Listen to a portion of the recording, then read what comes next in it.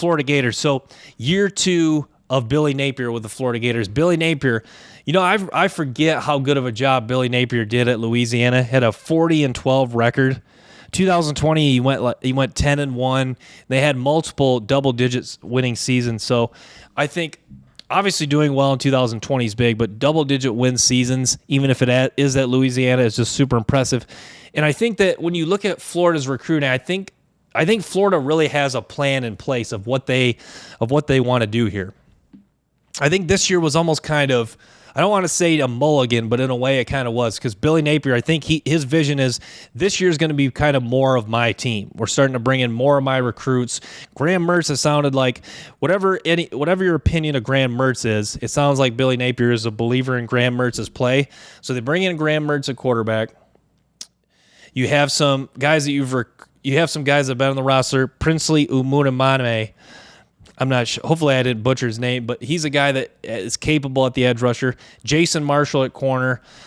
Ricky Pearsall is a proven receiver. I think he's more of a wide receiver too, but they have Aiden Mizell is a talented wide receiver they're going to bring in. I think he's got a chance to be a strong wide receiver one right away, just a true freshman. This guy has a really good skill set. So I think you're going to have a new quarterback. Graham Mertz has experience, but this offensive line, I think, should still be solid.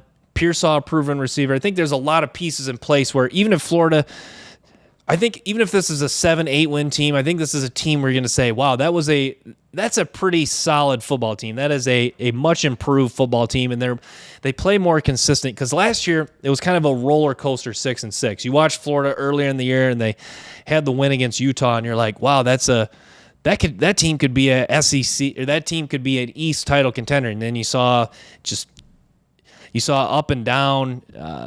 You saw losses to, I guess they didn't really lose to anyone they should have, but you thought that they were going to steal a couple more wins in games they shouldn't, whether it was against Tennessee or who else, or even Florida State. You thought they were going to probably steal one or two more games that people thought they weren't going to win. But yeah, I mean, if someone were to tell you last year after that Utah game they were going to go 6-6, I think a lot of people wouldn't have believed you. But yeah, Florida, there is pieces in place for them to improve off their record last year and to continue to build in the right direction. But yeah, I mean, with Florida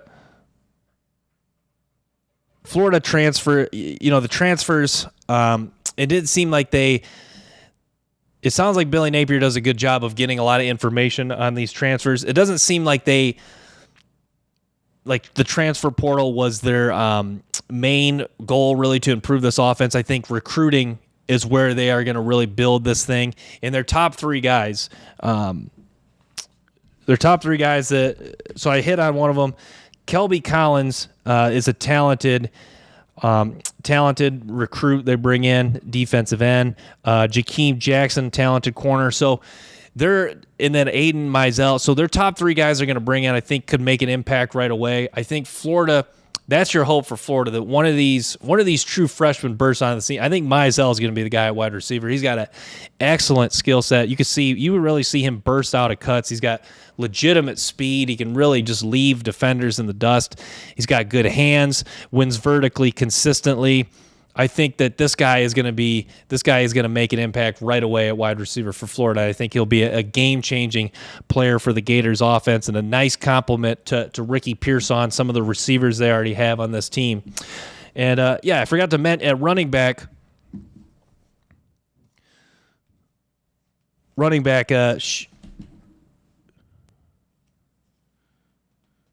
his name escapes me. Number 2, their running back coming back is really good. It's bad. His name escapes me at the moment, but yeah, he's a really good player too. So yeah, I mean, the Florida run game should be strong. Hopefully the receiving core takes another step. Mertz at quarterback can make good decisions and look more like the Graham Mertz of a couple years ago in 2020, when he was kind of just playing within the offense, making throws, kind of building up rhythm and timing as the game goes along. I think that's what they're going to ask for Mertz. Just you don't have to make a big time throw every other play. Can you just play within the offense? You got Pearsall, a guy that knows how to get open. He'll make some he'll make a lot of catches to to throws that are a little bit off.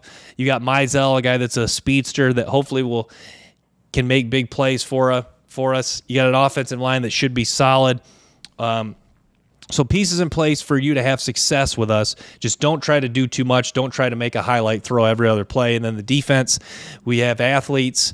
Cherrata Mitchell, they were linebacker they brought in from Ohio State. And then the secondary should be okay. So yeah, the defense, there's, like I've touched on, pieces in place on the defense, pieces in place on the offense for this to be a solid football team, a competitive football team, and maybe one that steals a couple games in that they are not favored in. Thanks for tuning in to the Brant Parshall Show. Make sure to stay tuned for more episodes and clips from the show.